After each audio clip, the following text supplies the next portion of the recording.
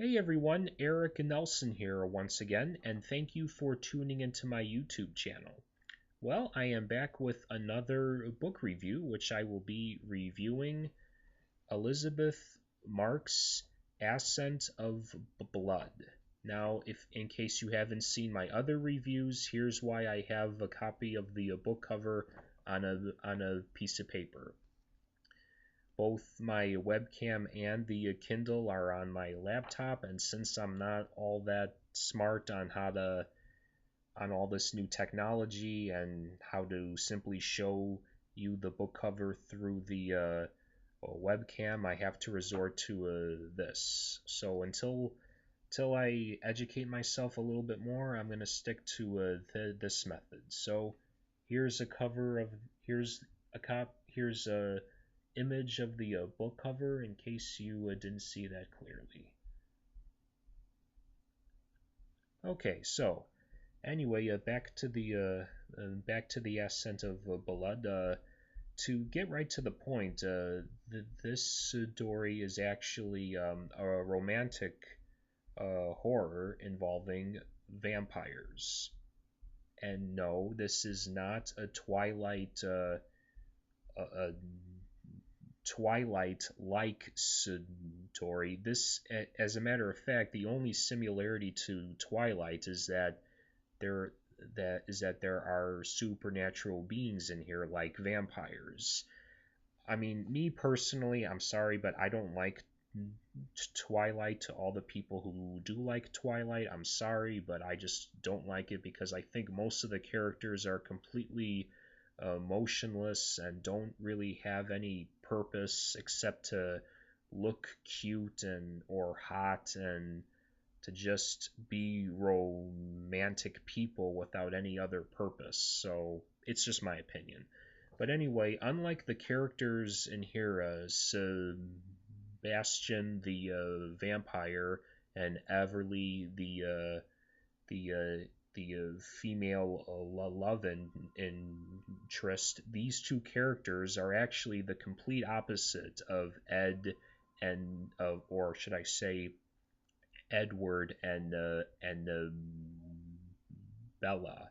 You know, I feel like these characters have so much more than are so much more active and of course, unlike the other two from Twilight, they have a purpose. Well, actually, I'm getting a little too far, so let me just go into the book.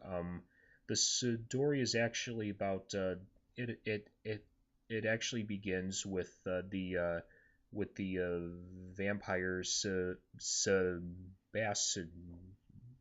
who is a vampire. He's actually over 600 uh, years old, and it's actually set in 1990. And his family, and I guess his family's kind of is a quote unquote dwindling, and he needs to find a certain woman who can bear children from a vampire. Which, by the way, I kind of like. I like how so already there's a sense of a realism in this book, you know, where it's not all fantasy, where even fantasy has some realism, where it has to be a certain kind of a woman that can bear children from a supernatural human being or an immortal being, you know, because even though it's fantasy, you got to have some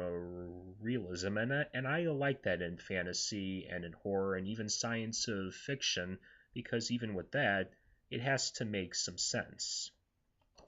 So as he tries to find a woman that can bear children to continue his family, and of course the vampire offspring, he comes across Everly, who who to me, and when he meets her, it's all I mean, it's kind of like the Romeo and the Juliet type scene where it's kind of like love at first sight. But then once they open their mouths and start talking to each other, they kind of I mean, she, I mean, they kind of get to they kind of get to know each other, and like in real life, it's not like how it was when you guys first met and you were attracted to each other.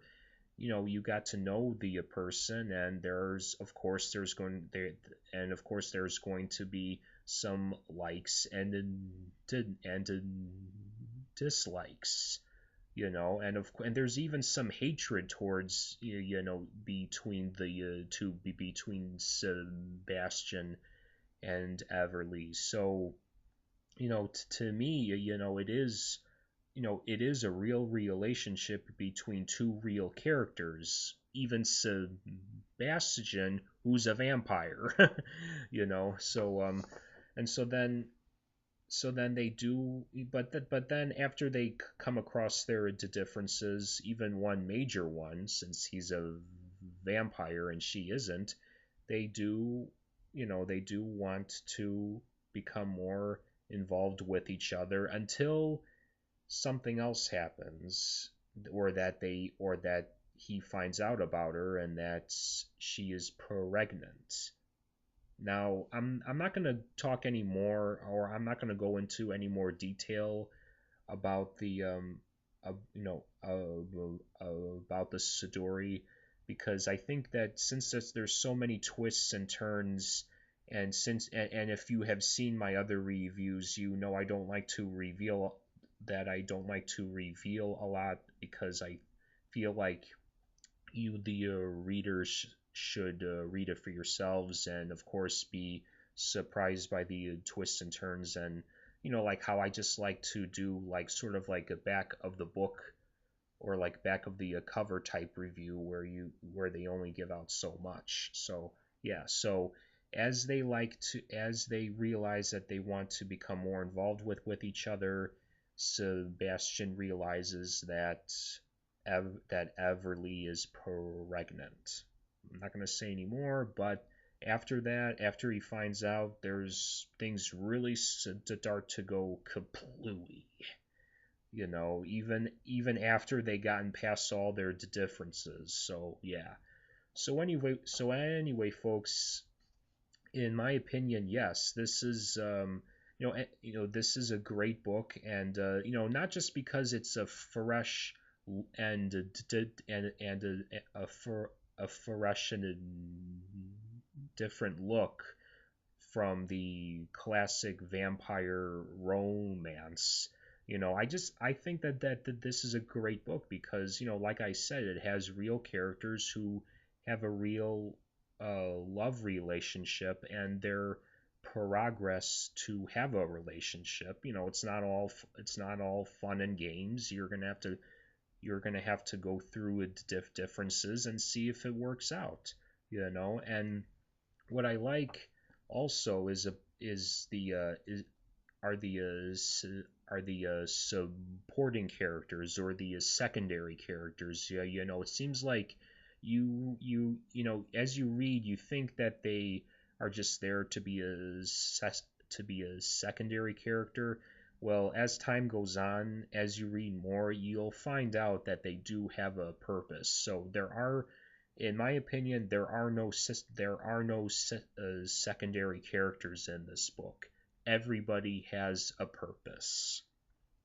So anyway, folks, yes, if you want to read a great book where it has if you want to read a book that is like Twilight, except a lot better, more detailed, and a lot more interesting to read, pick this one up.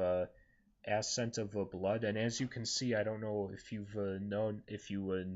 noticed when I held it up, but it's actually part of a series. It's part of the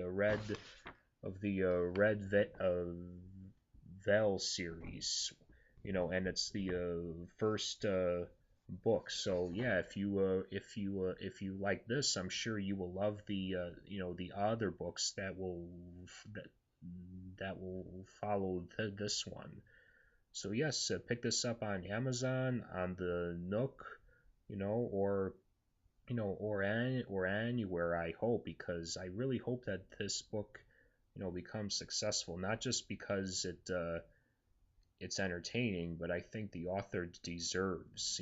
Elizabeth Marx, she did an amazing job, and I hope she continues to write more. So yes, please pick this up if you want to read basically a great book.